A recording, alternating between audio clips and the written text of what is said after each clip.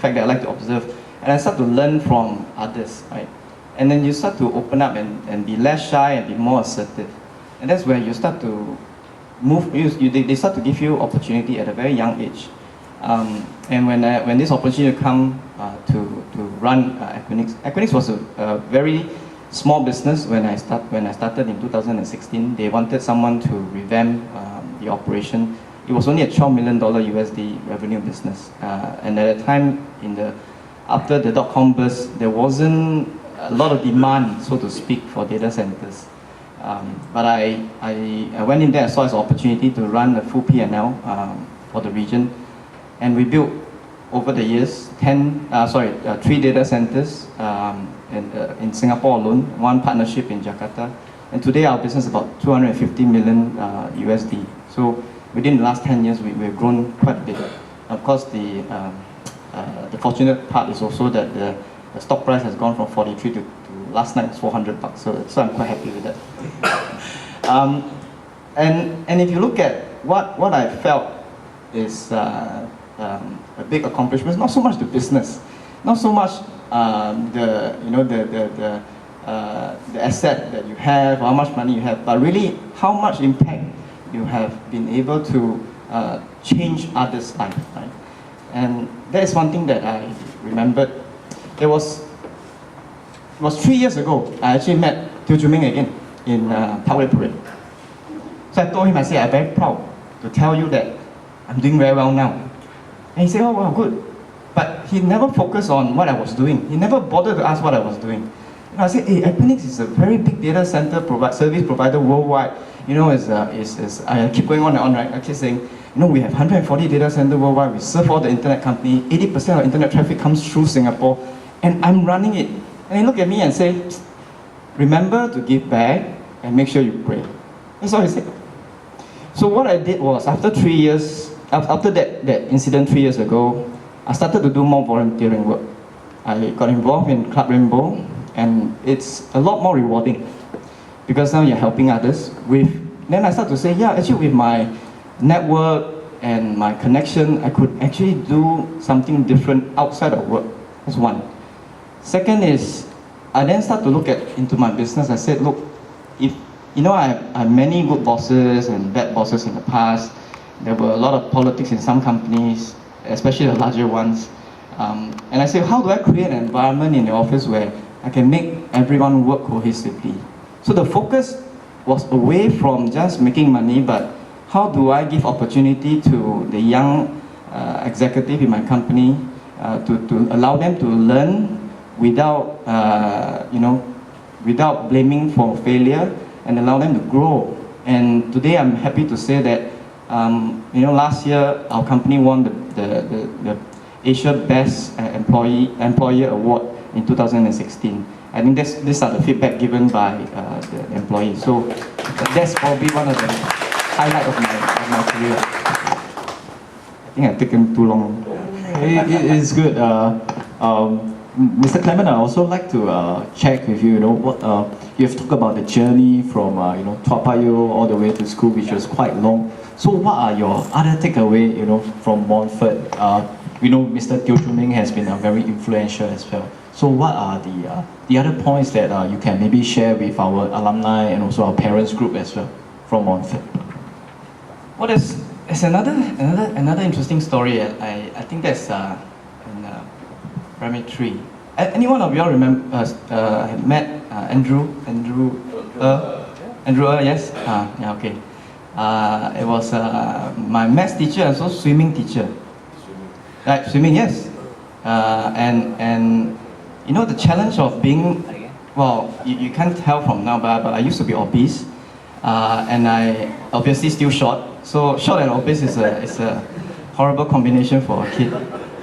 And earlier someone asked me, do you play soccer? Because everyone in Montfort plays soccer. I don't. Why? Because I felt that, being physically challenged, you have a disadvantage when you play team sports. So I went into swimming, and then Andrew was very interesting. He told me something that, you should do something that nobody wants to do, so that you have a chance to excel. I said, okay. So I went into swimming, and guess what? I picked butterfly. because no one wants to swim butterfly. It's the toughest stroke, right? So I played butterfly, and then I think that year we won silver for division, was it division D, I remember, and that was my first medal. And so that taught me that you need to pick an area where you can excel that other people shy away from. That's the fastest way to get there. And that's a low-hanging fruit. So that's another story for you.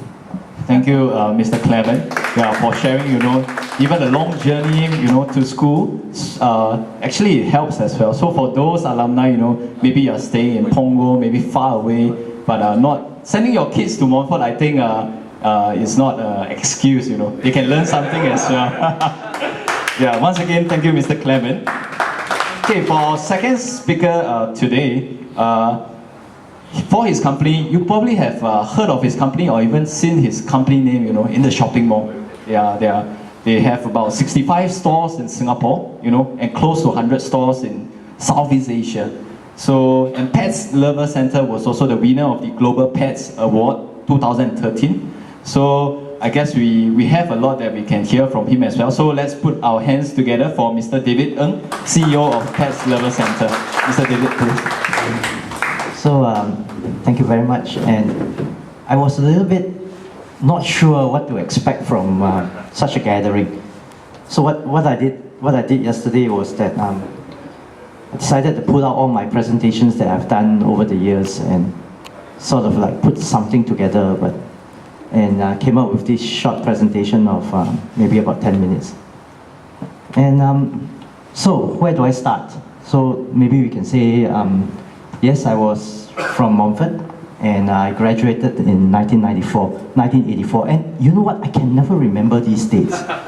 Okay, so I did one time, that I put everything on Facebook. So you notice that this thing looks familiar. So I actually just, again, every time somebody asks me something, I'll pull up from Facebook. And I was in class of 1984. And from young, I was very interested in computers. So I was very involved in the Montfort Computer Club. And I was very involved in the Serangoon Gardens Computer Club too, and very much involved in the committee. So after I graduated in 1984 from Montfort, I was one of those guys that was called back to the school to collect an award, and I thought, wow, that's not bad. They actually awarded me for one of the excellent contributor to the school's computer club. So went there, collect my award, and after that I never really spent time coming back to the school, and that was in 1985 till now. Although sometimes when I drive past, it will bring back fond memories of Montfort, where we were at the original place next to the church. And of course, like all Montfortians, those that can go to college would eventually go to Catholic Junior College, and I think most of us were from there as well. So in 1986, I graduated from Catholic Junior College, and then I finally went into engineering school in NUS. And at that point of time, it's very interesting because everybody has to go to NUS, and if you're not so good, you can throw you into NTU, if I'm not wrong. And that time, I can't remember whether was it called NTU or not. And I was one of those that were not so good, that is not fit to become an electrical engineer and have to do civil engineering. And I could never get myself wearing this white cap and then going in telling all those Malay or Bangla worker or whatever, do this, and it's so hot, I said, oh no, I can't do that. So I wanted to study electrical engineering, and that's where I met Dennis, okay, at Columbia College. And we all studied very hard and finally able to enter the University of British Columbia as a second-year student in engineering. And after I graduated in 1994 as an electrical engineer, and then worked in a company called Seagate Technologies. At that point of time, Seagate was one of the largest companies in Singapore. We employed actually 15,000 people. So I was one of the engineers and worked my way up, became a senior manager. And I've always wanted to do something in the semiconductor field because that was actually where I was. My specialty is in semiconductor materials, but the semiconductor people think that, no, David, you're too young and you're freshly. Please go and work somewhere else. And somewhere else, Seagate gave me the opportunity. I worked there from 1994 to year 2000. And then from year 2000, I went to Exodus Technology and actually did what I love. Okay, and I was in the area of semiconductor, managing a whole team of engineers, and finally, I became a CEO of Pet Lovers Center. And really, Pet Lovers was actually my blood. From very young, it belongs to my dad, right? And from very young, even at primary 5, I used to be that kid that would eat dog chocolates. Take one piece of dog chocolate so that sell you 49 pieces instead of 50. So I've been doing that, and I was literally, as a family, you hear your dad talk, you hear your mom talk, and you sort of grew up in this kind of environment. So in 2003 was when I finally gave up my job and ran Pet Lovers Center. And it was always an hobby business, but I will share with you more about that. So I very quickly, I know I've been only given 10 minutes, so I'm going to not talk too much about this, leave this to the audience if they want to ask me questions, and move over to the next slide. So we started from Little Singapore, and that's where we were. And back 2003, we only had about 6 stores, and I had to tell my youngest brother. My youngest brother said, "Hey, Wai Tai, I think we managed to seal a store in Malaysia. So can you come back to the company and run Singapore?" And I looked at him.